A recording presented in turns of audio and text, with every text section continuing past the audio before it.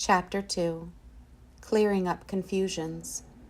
There are so many misconceptions as to what dyslexia is or isn't. I hope to clear up some of the most common misconceptions I have encountered over the years. Number 1. Dyslexia is a reversal problem. This is the number one misconception I hear. Most people think that dyslexia is people seeing or writing letters or numbers backwards. Although reversals are a sign associated with some dyslexic people, in my experience, it is not nearly as common as people believe it is.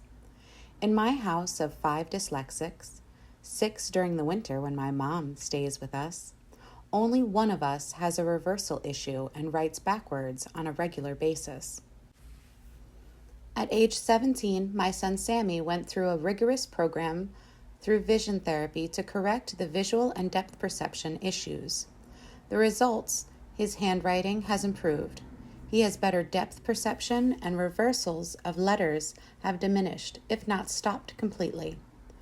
Often when children are young or emerging writers, they may take longer to absorb which direction letters and numbers should go. Fatigued adults will revert back to reversing letters as well. Imagine you are looking at a chair. Then someone comes along and flips it upside down. Is it still a chair? Of course it is. The brain often sees similar letters and numbers as the same thing, just like the chair is always a chair no matter the direction. The brain sees the letter B flipped around when it is a D, P, Q, or even a 9 or A. Can you see how it is not a reversal problem? Number 2, dyslexics have diminished intelligence. Many people think that dyslexics are not very intelligent. This is not the case. When we first found out that our daughter has dyslexia, the words that came out of one of our family members' mouths was, "Really? She seems smart." I find that many people don't realize that dyslexia is not an intellectual problem. That is why my corporation's name is I Am Not Dumb, Inc.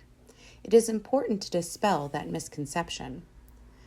Many famous dyslexics that were believed to lack intelligence when they were children have made amazing contributions and left their own mark on the world. A few examples are Thomas Edison, Alexander Graham Bell, the Wright brothers, and Walt Disney. Henry Ford was accused of lacking intelligence. He once sued the Chicago Tribune for slander over the matter.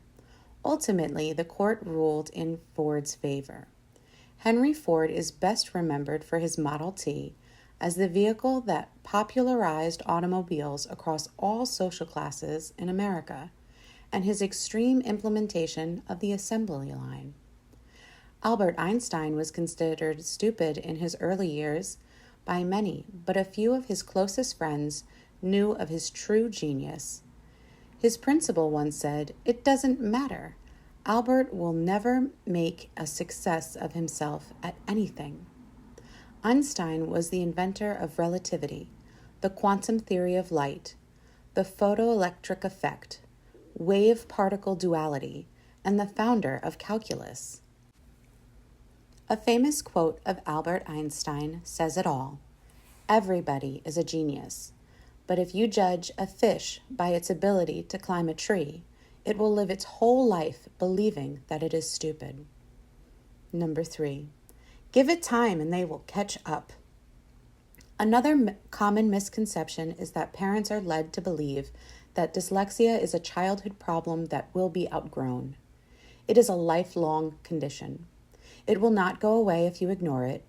If someone has profound or severe dyslexia, they will not miraculously catch up without appropriate intervention.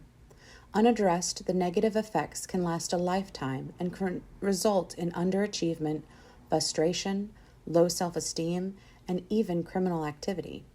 Because dyslexics are smart, they are exceptionally skilled at hiding their challenges from others but not from themselves. It is a burden they have to bear throughout childhood and adulthood. After years of helping hundreds of students, my husband requested that I tutor him, and at age 48, his life changed for the better. He has struggled for years to pass his mortgage licensing test, and because of the tutoring we did together, he moved up 5 reading levels and passed the test. Number 4, dyslexia and autism are the same. Recently, I was interviewing potential tutors, and I found that many applicants viewed dyslexia much like autism. The two disorders are neurologically and physiologically different.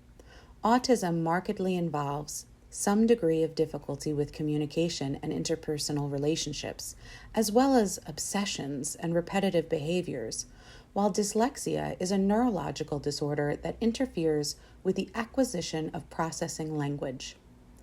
One thing to consider is a person can have both dyslexia and autism.